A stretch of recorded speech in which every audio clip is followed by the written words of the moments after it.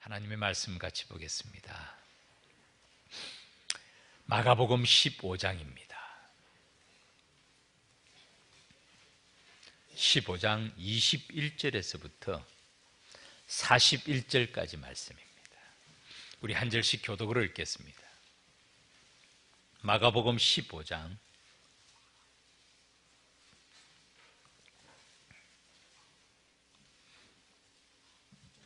21절부터 41절까지 말씀입니다. 제가 시작하겠습니다. 마가복음 15장 21절부터 시작합니다.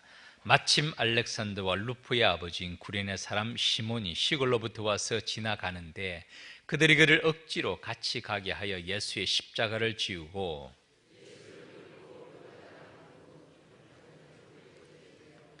모략을 탄 포도주를 주었으나 예수께서 받지 아니하시니라.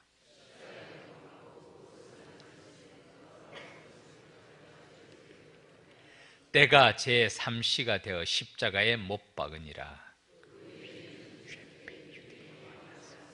강도 둘을 예수와 함께 십자가에 못 박으니라. 하나는 못 박으니 하나는 그의 우편에 하나는 좌편에 있더라.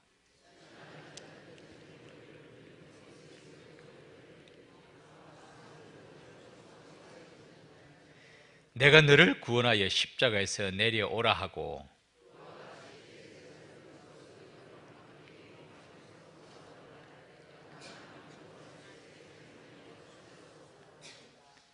이스라엘의 왕 그리스도가 지금 십자가에서 내려와 우리가 보고 믿게 할지어다 하며 함께 십자가에 못 박힌 자들도 예수를 욕하더라.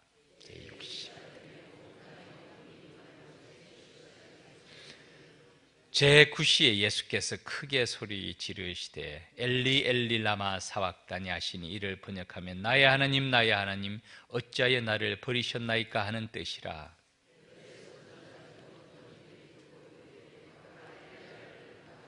한 사람이 달려가서 해면에 신 포도주를 적시어 갈대에 깨어 마시게 하고 이르되 가만두라, 엘리야가 와서 그를 내려주나 보자 하더라.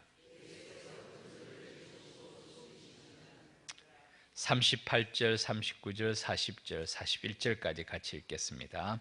이에 성소 휘장 위로부터 아래까지 찢어져 둘이 되니라. 예수를 향하여 섰던 백부장이 그렇게 숨지심을 보고 이르되 이 사람은 진실로 하나님의 아들이었도다 하더라.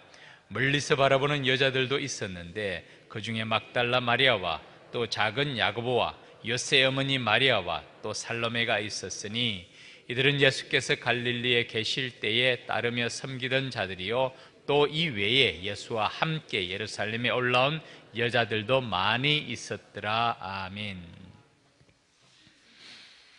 오늘이 금요일입니다. 이날을 성금요일이라고 부릅니다. 왜냐하면 주님께서 십자가에서 달리신 날이 이날입니다. 목요일 저녁부터 시작이 됩니다. 주님은 제자들과 함께 최후의 만찬을 가지십니다. 주님의 몸과 피로 새 언약의 성만찬을 가지시고 난 다음에 제자들과 함께 겟세마네 동산으로 기도하러 가시고 그리고 새벽에 붙잡히십니다. 가룟 유다의 배신의 입맞춤이 그곳에 있었고요. 그리고 그 다음에 주님은 먼저 사내들인 공의 앞에서 비공식 재판을 받으십니다. 이곳에서 베드로는 3번이나 부인합니다. 주님을 저주하면서 부인한 장소가 바로 이곳입니다. 그리고 주님은 빌라도 법정으로 보냄을 받습니다. 빌라도 법정에서는 다시 헤롯에게 넘겨지고 헤롯은 다시 빌라도에게 넘깁니다. 그리고 그곳에서부터 마지막 골고다 십자가의 언덕까지 올라가시고 그 달리신 날이 오늘입니다. 두 가지를 생각해 보겠습니다. 첫 번째로 오늘 성금요일에 복음서에 나타난 기록대로 예수님께서 걸어가신 시간을 한번 재구성해 보고요. 두 번째는 마지막 십자가에서 주님께서는 7말씀을 남기십니다. 가상칠언이라고 말하죠. 그 말씀에 대해서 같이 한번 생각해 보겠습니다. 첫 번째, 복음서에 따른 예수님의 금요일의 행적입니다. 겟세마네 동산에서 예수님께서 대제사장들과 서기관들과 함께 온 그 군병들에게 잡히신 시간을 새벽 1시경이라고 봅니다. 무리들이 금과 몽치를 들고 와서 예수님을 붙잡습니다. 그리고 예수님께서는 산헤드린 공회로 끌려가신 다음에 이곳에서 약 새벽 4시까지 비공식적인 신문을 받으십니다. 그때 대제사장 가야바와 그의 장인 안나스가 중심이 되는 사건이 요한복음 18장 12절부터 14절까지 기록이 되어 있습니다. 자막을 준비했는데요, 우리 같이 한번 보겠습니다. 같이 읽겠습니다. 시작. 이에 군대와 천부장과 유대인의 아랫사람들이 예수를 잡아 결박하여 먼저 안나스에게로 끌고 가니 안나스는 그 해의 대제사장인 가야바의 장인이라.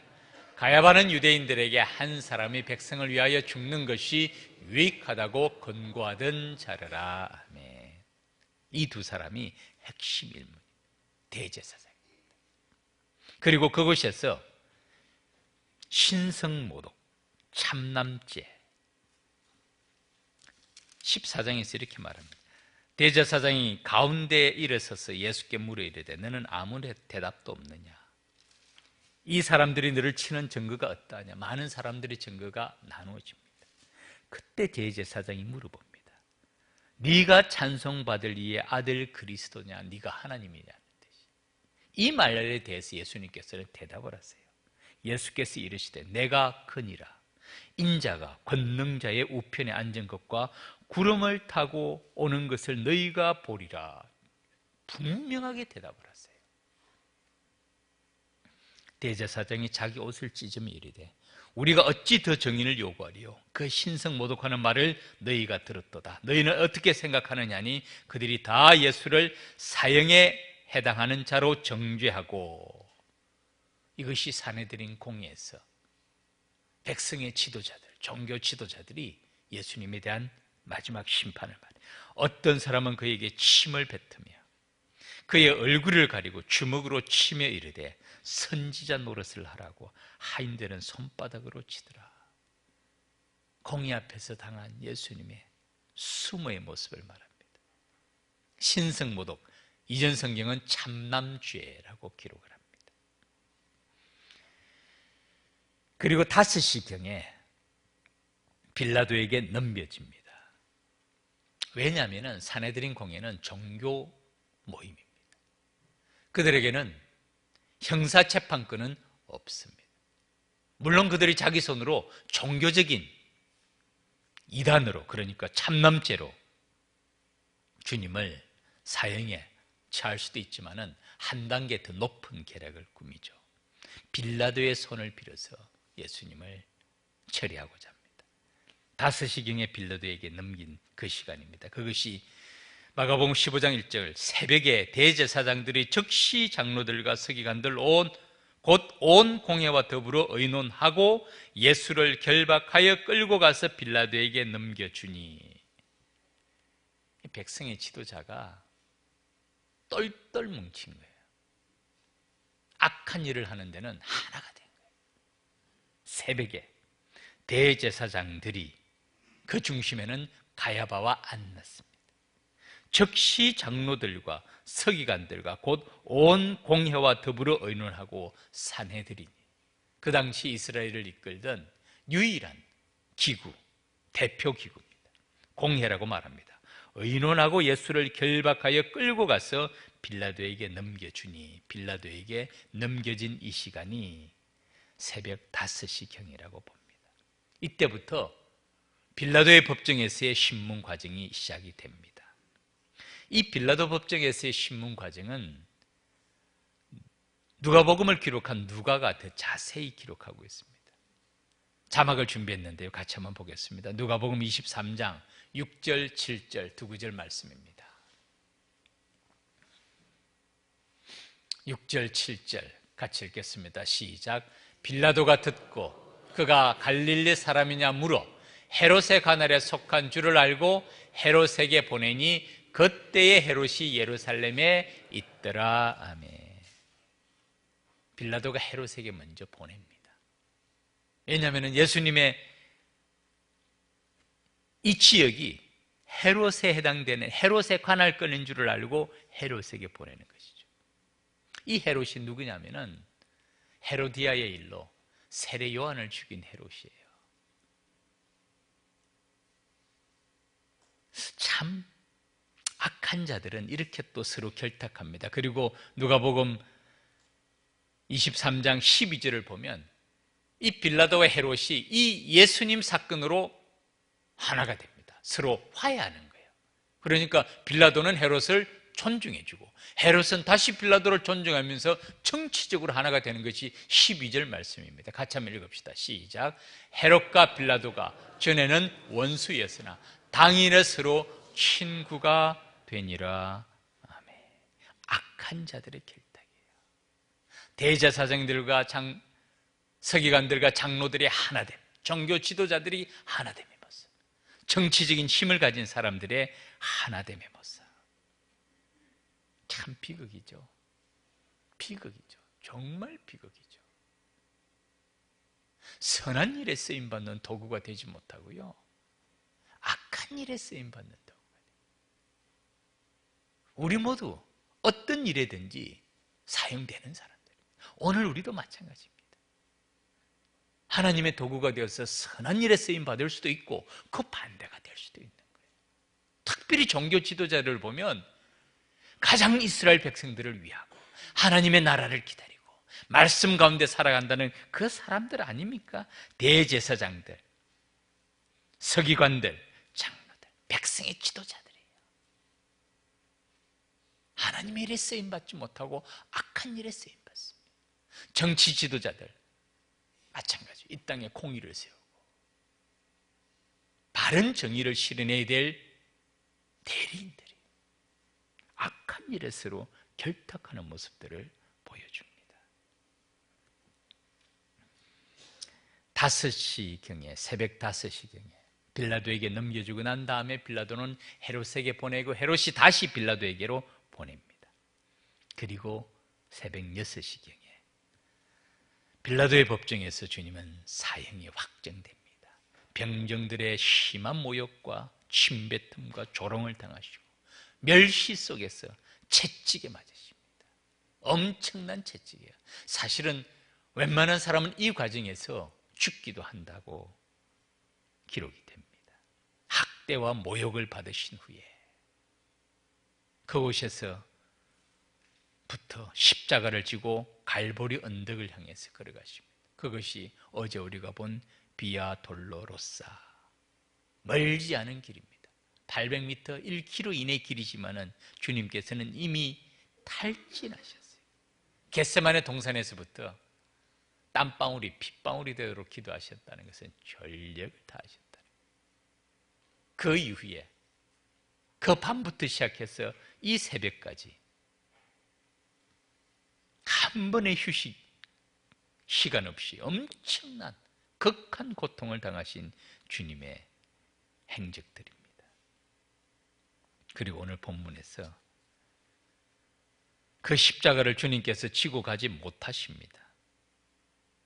도저히 못하세요. 그때 구레네 사람 시몬, 알렉산드와 루포의 아버지라고 말합니다. 나중에 바울의 복음서에서 이 사람의 이름이 다시 나와요. 다시 나옵니다. 우연히 주님을 만나는 것 같지만은 이들에게 주님께서는 구원의 은혜를 베풀어 스쳐 지나가는 것 같지만은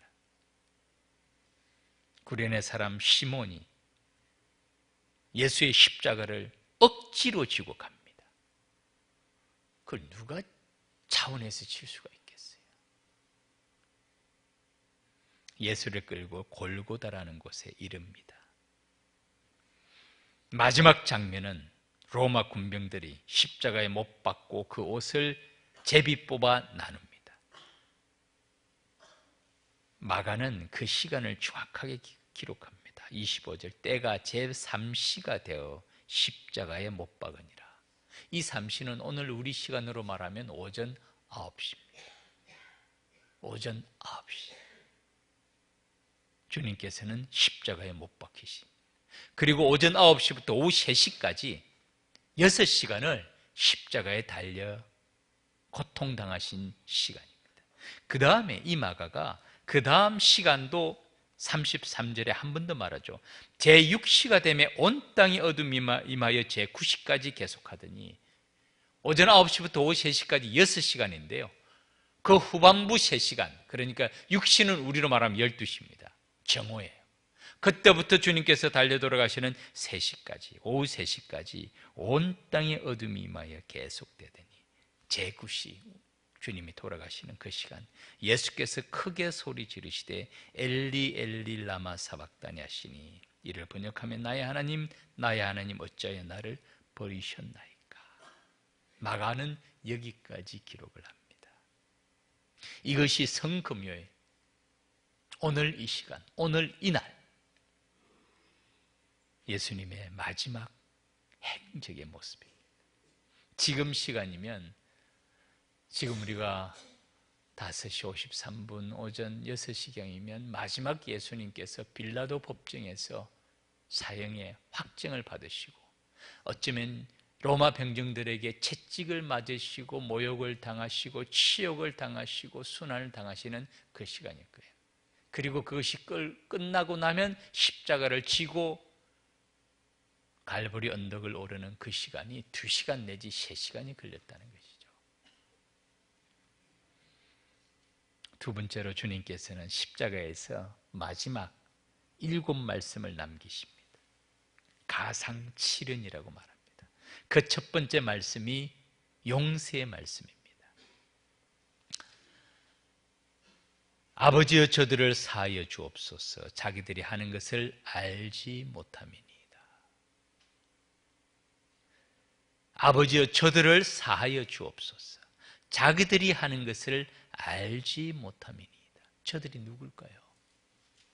아버지여 저들을 사하여 주옵소서, 자기들이 하는 것을 알지 못함이니이다.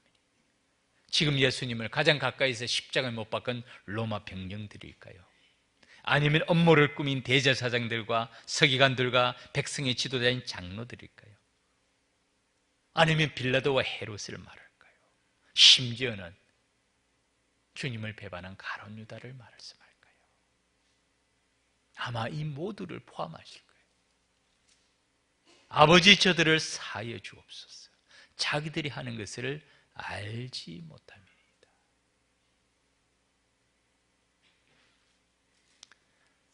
교회를 섬기다 보면 참 안타까울 때가 있어요. 참 목회자가 이렇게 보면 본인은 교회를 위한다고 위하는데 저렇게 하면 안 되는데, 본인은 진심으로 교회를 위한다고 위하는 행동일 거예요. 저도 알아요. 그런데 결과는 정반대가 돼요. 자기들이 하는 것을 알지 못합니다. 대제사장들과 서기관들과 백성의 지도자들인 장로들도 마찬가지예요. 이스라엘 민족을 위해서 자기들은 이렇게 해야 된다고 생각한 사람들이잖아요. 정반대예요.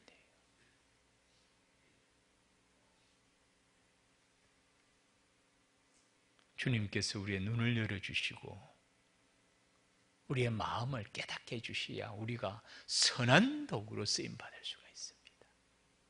선한 도구가 돼요. 자기들이 하는 것을 알지 못함이니이다. 분별하지 못한다는 거예요.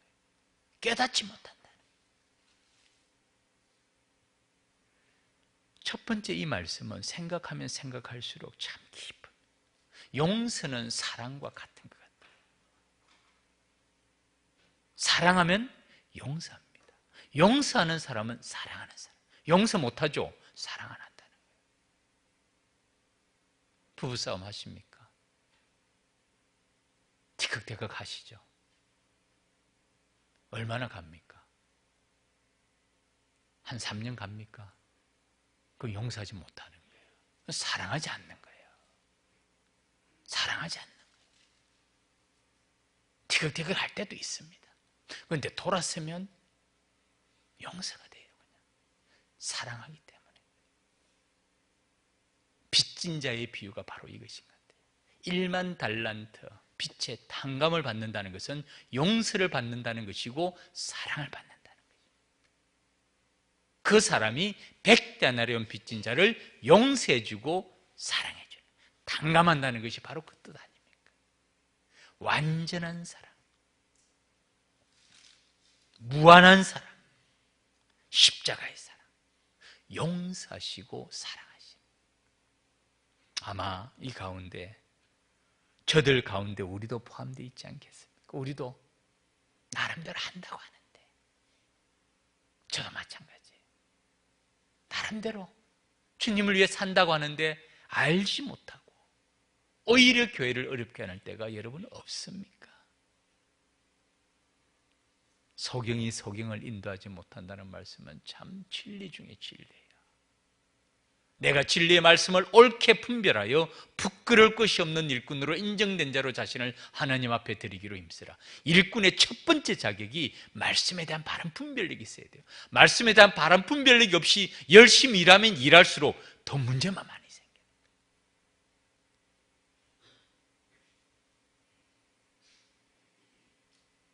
용서의 삶을 주십니다. 아버지여 저들을 사하여 주옵소서. 자기들이 하는 것을 알지 못하며. 두 번째입니다. 오늘 내가 나와 함께 나그네 있으리라. 구원의 삶. 그 옆에 서 있는 강도에게 한 말이에요. 같이 십자가에 매달려 있는 강도에게 한 말이에요. 제가 한번 물어볼게요. 십자가에서 강도가 오래 매달려 있었을까요? 예수님이 오래 계셨을까요? 내가 볼 때는 예수님이 6시간 만에 달려 돌아가셨어요. 강도는 더 오래 있었을 거예요. 왜냐하면 예수님은 그 겟세마네 그 전날부터 전심전력하여서 이미 탈진한 상태이기 때문에 더 이상 기력이 완전히 쇠하셨어요. 6시간이면 사실은 짧은 시간이에요.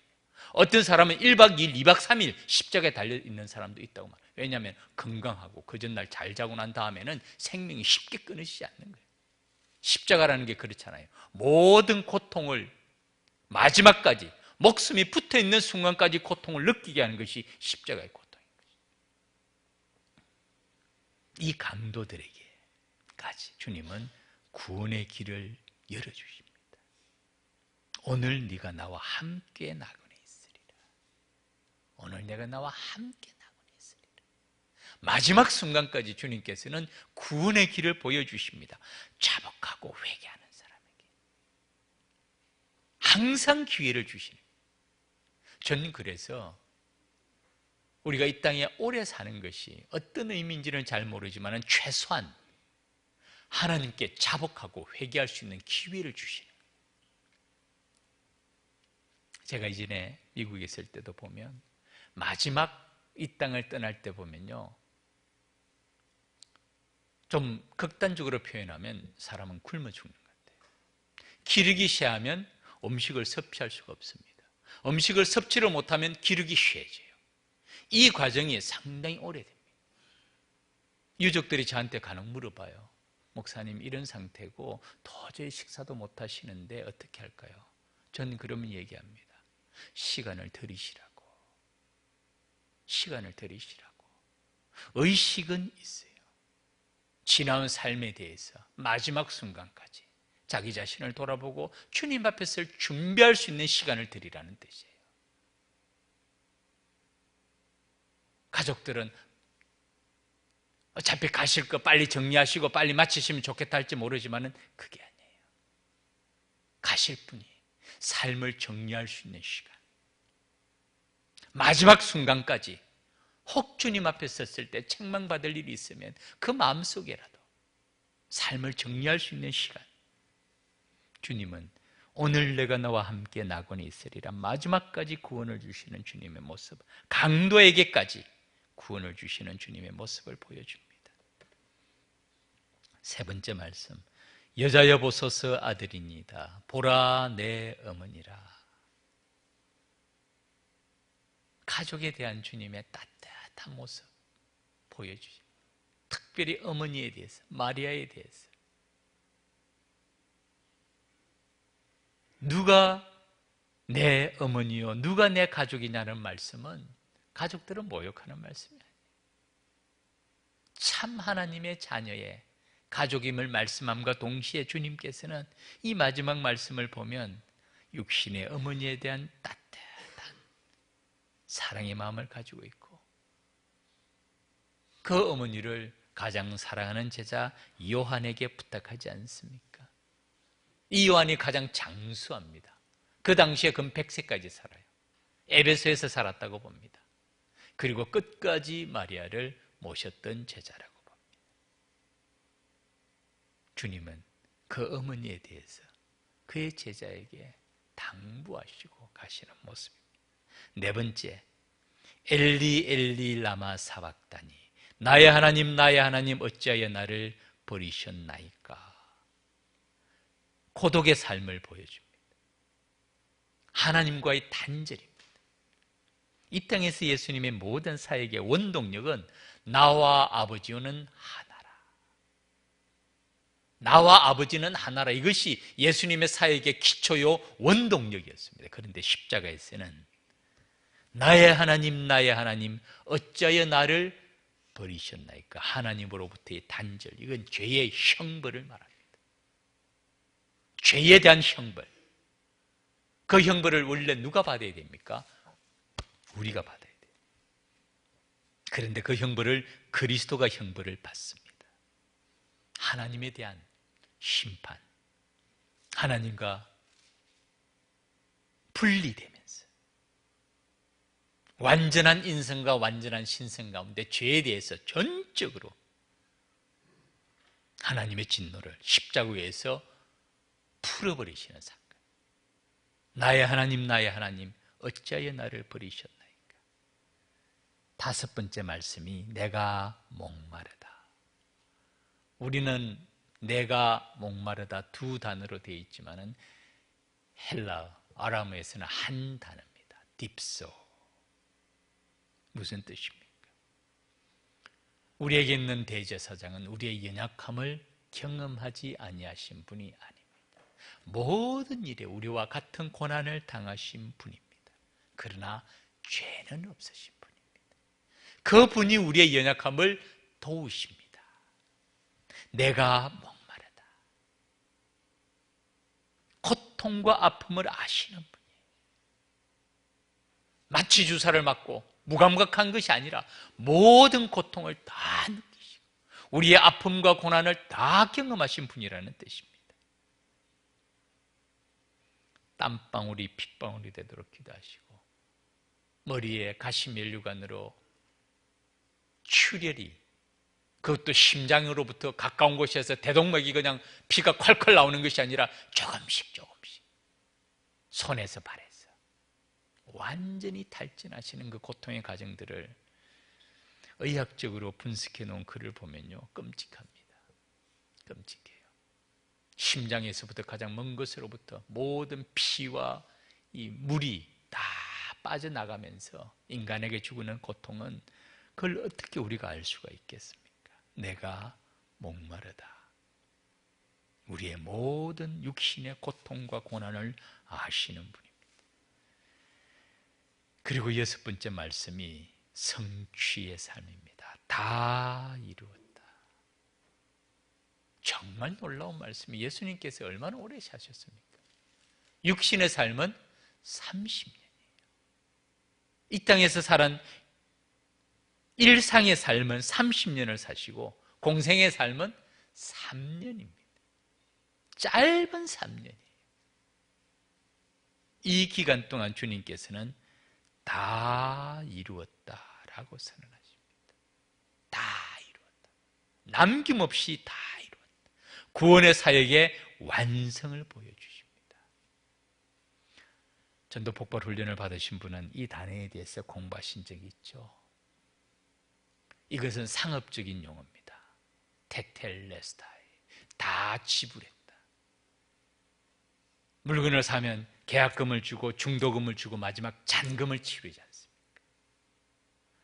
완전한 계약이 성립될 때는 잔금을 치르는, 이 테텔레스타이가 마지막 잔금을 치른다. 다 이루어 남김없이 주님의 구원의 사역을 그 짧은 생애 가운데서도 그 마지막 십자가를 통하여서 우리의 구원의 길을 다 이루셨다는 거죠.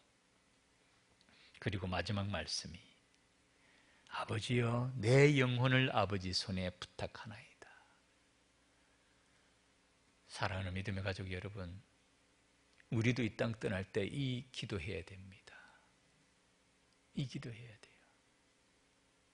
마지막 호흡이 있을 때, 마지막 이 땅을 떠나면서 아버지요, 내 영혼을 아버지 손에 부탁합니다. 이 기도 드려야 돼요, 여러분. 제가 말씀드리죠. 마지막 임종하시는 분들한테는 저는 꼭 확인합니다. 예수 그리스도를 나의 구주로 영접하셨습니까? 예수님이 나를 위하여 나를 대신해서 십자가에 달려 돌아가심을 믿습니까? 하나님의 자녀가 되는 것은 주님을 믿음으로 영접하는 자, 곧 그 이름을 믿는 자에게 하나님의 자녀가 되는 권세를 주십니다. 천국 아무나 절대로 못 갑니다. 하나님의 자녀만이 들어갑니다.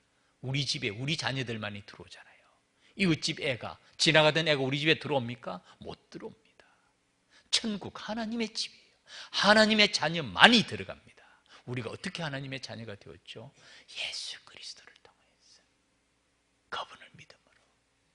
전 마지막 임종이 가까웠을 때는 꼭 확인합니다. 확인하면요, 정말 믿음 가운데 살아오신 분들 얼굴이 환해져요. 환해져요. 나는 부활이요 생명이니 나를 믿는 자는 죽어도 살겠고 죽어도 살겠고, 부활 아닙니까? 무릇 살아서 나를 믿는 자는 영원히 죽지 아니하리니, 이게 참 생명 아닙니까? 이것을 내가 믿느냐? 믿음의 가족들에게 이 말씀하시면 얼굴이 환해집니다. 그런데 믿음의 생활이 흔들리고 교회 생활을 왔다가 갔다가 확신이 없어요. 대답을 잘 못해요. 그래서 주님은 시간을 주십니다. 더 주세요. 더 주세요. 더 준비할 수 있는 마지막 강도도 십자가 위에서 주님의 구원의 길을 가지 않습니까? 우리 자녀들, 우리 가족들, 남편과 아내를 위해서 기도하시고요. 이 땅의 삶은 짧습니다. 90, 100년 살아도 지나온 삶을 돌이켜보면 짧지 않습니까?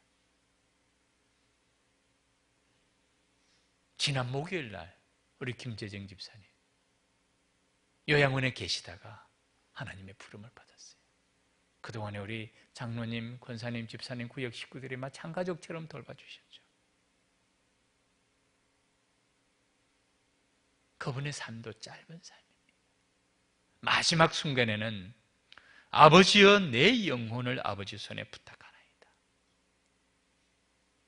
호흡이 있는 것은 이 기회가 있다는 것입니다. 저를 따라하시기 바랍니다. 아버지여 내 영혼을 아버지 손에 부탁하나이다. 아버지여 내 영혼을 아버지 손에 부탁하나이다. 잊어버리지 마시고요.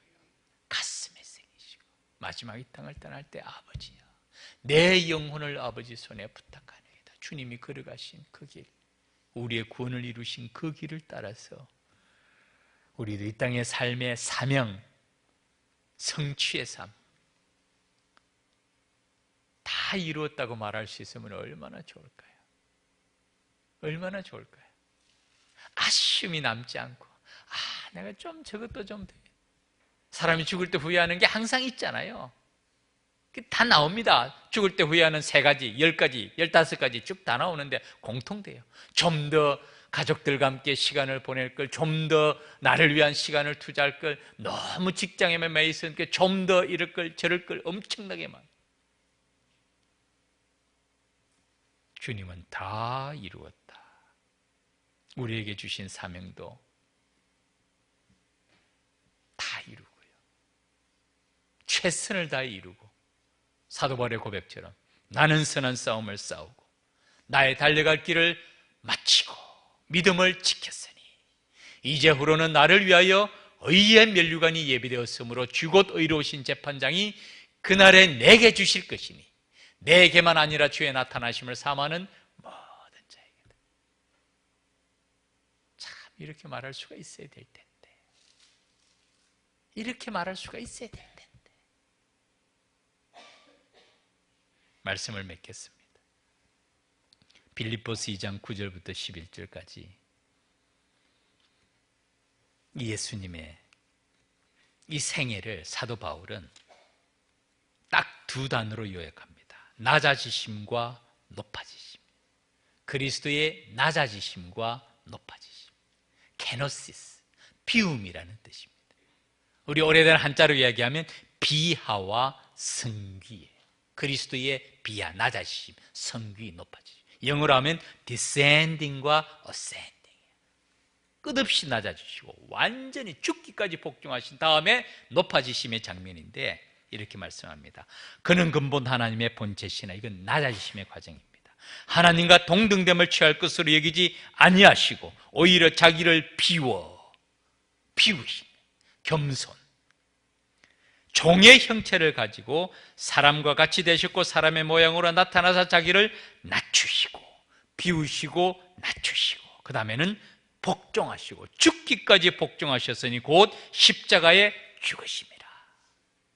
낮아지심이에요. 근본 하나님의 본체시 하나님께서 인간의 몸을 입고 이 땅에 성육신하신다. 그 다음에는 죽기까지 복종하시는 완전히 낮아지심.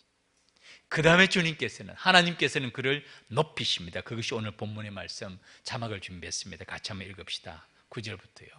빌립보서 2장 9절 방금 보여주신 자막 우리 같이 읽겠습니다. 시작.